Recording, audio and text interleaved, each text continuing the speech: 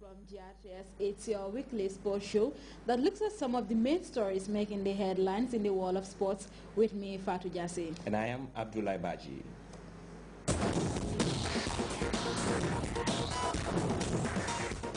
First, a check on the headlines making the stories in tonight's edition, and coming up. One of the most successful football clubs in the world is about to lose the man who has been central to its success as Manchester United manager Sir Alex Ferguson announced his retirement. An update on the GFA First Division League as Steve Biko maintains a firm grip at the top, whilst Real de Banjo stumbles and Brikama United's unbeaten run came to an end in their own backyard, plus the rest of the actions in week 14 of the First Division. Mauritania Football Club are crowned champions of Combo-Kitty's annual football tournament. With just under 2 weeks to go before the Champions League final, Sports Tonight start the build-up to the German El Clasico at Wembley. Welcome to Sports Tonight. Steve Biko's hope of landing their first league title was given another boost over the weekend after a 2-1 win over Samga.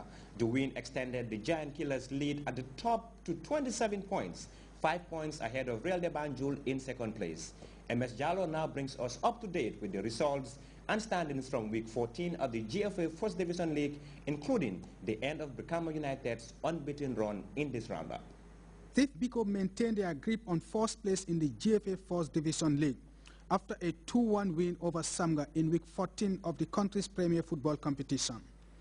The Giant Killers came into Sunday's game against the Academy Boys, hoping to extend their lead at the top by 5 points after second place Real de Banjul slipped the day before. Chasing their first domestic league title, Steve Biko led twice through striker Fansu Bojang and Lamin Toure to secure a narrow 2-1 win over Samga at the KG5 Mini Stadium in Banjul. The win extended Biko's lead at the top with 27 points, 5 points clear of second place Real de Banjul, whose title defense suffered a setback following a 1-0 defeat against Armed Forces. A vital win for the Khaki Boys, which catapulted the Soldiers to third position on the table, level on 20 points with Bakau United, who were 1-0 winners over the Gambia Ports Authority. Elsewhere, Brikama United tasted defeat for the first time this season, going down 1-0 in the hands of Gamtel, ending the Sateba Boys' unbeaten run. In the other results, Hawks continued their superb run of form in the second round with a 2-1 win over Young Africans, while Sivu edged past Interior 1-0 in the battle for survival. So after 14 games played, Steve Biko are on course to win their first league title. The Giant Killers are top with 27 points, 5 points clear of Real de Banjul in second place with 22 points. Armed Forces and Bakau United are tied with 20 points each in third and fourth place respectively. At the bottom of the table, Seaview has 15 points in 10th place. Interior and Young Africans found themselves in the relegation zone with 13 and 12 points respectively. Momodes Jallo, Sports Tonight. From First Division football to grassroots football, where Mauritania Football Club were over the weekend crowned champions of Kitty Village in Combo Central with a 1-0 win over Holland FC in the final. Patrick Sambo's 15-minute sport kick was the difference. MS Jallo watched the thrilling final and he reports. After 3 unsuccessful attempts in the past, Mauritania FC were finally crowned champions of Combo-Kitty's annual football tournament, following a hard-fought 1-0 win over Holland FC in the final, played over the weekend at the village football field. Hundreds of spectators stormed the Kitty's football field to cheer their respective teams, creating a colorful atmosphere. Among them, Lamin King Colley, a renowned sports administrator in the area, who advised the two teams to show maximum respect and compete in the spirit of fair play. Saja Sanyang, representing the sponsors of the tournament, set the ball rolling for what turns out to be a pulsating final. Mauritania FC were looking for their first title after missing out on 3 previous finals, whilst Holland FC last appeared at this stage in the late 90s. Mauritania FC looked the more promising side in the early stages of the game.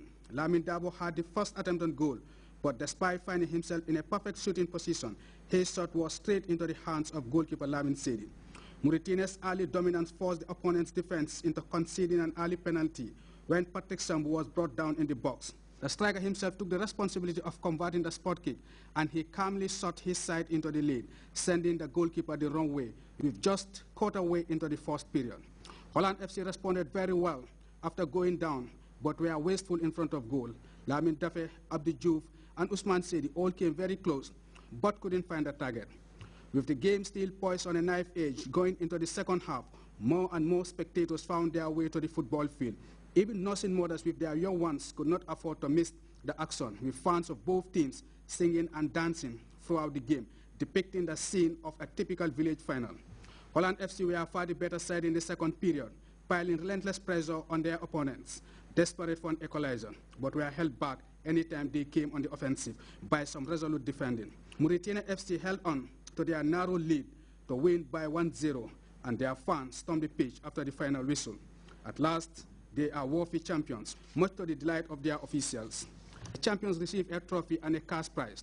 Holland FC, who settled for the runners-up place, also had a consolation prize, with individual prizes also going to some of the outstanding players of the tournament, provided by the sponsor. At the end, it was all celebrations for the newly crowned champions. Mohamed Jallo, GRTS Sports. The world of football woke up this morning to the news that Sir Alex Ferguson will step down as Manchester United manager at the end of the season after 27 years in charge. The squad 71 has won 38 trophies for the club. For more on that development in this report.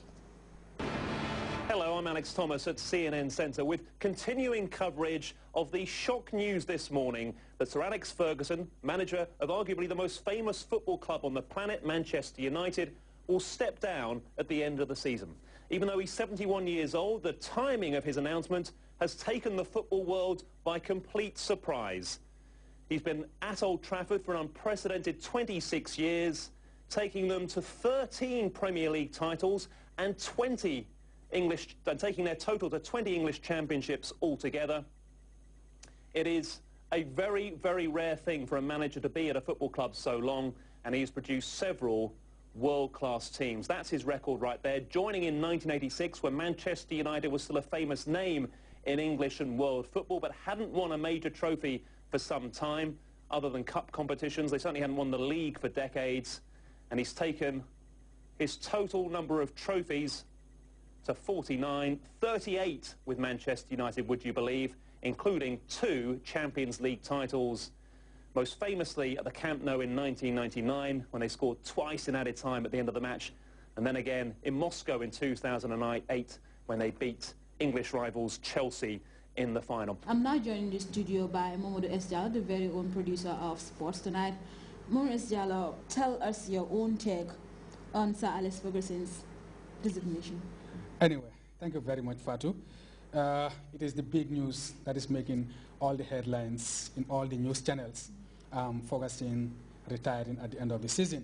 The footballing world woke up this morning to that news.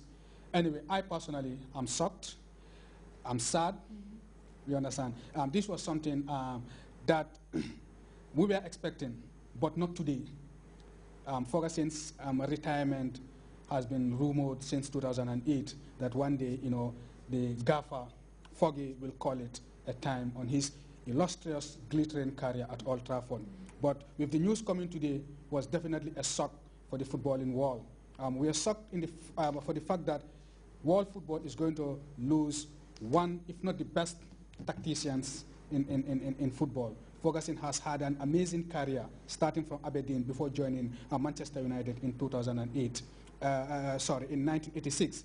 27 years, 38 major trophies is absolutely amazing. You know, it's difficult to get that from any other coach. So Ferguson, at 71, you know, he's still good to go. But we got information that he's supposed to go for a hip operations and maybe other things as well. But like I said, it is definitely a shock. I'm sad, though not a Manchester United fan, but I'm waking up to the news that Ferguson is calling it time on what has been a very, very glittering career in the English Premier League. Is definitely a shock for world football, not only for Manchester United fans. The big question now is who is going to replace Sir Alex Ferguson at Old Trafford. And what is your answer to that? That's the big question. Very difficult to answer. You understand?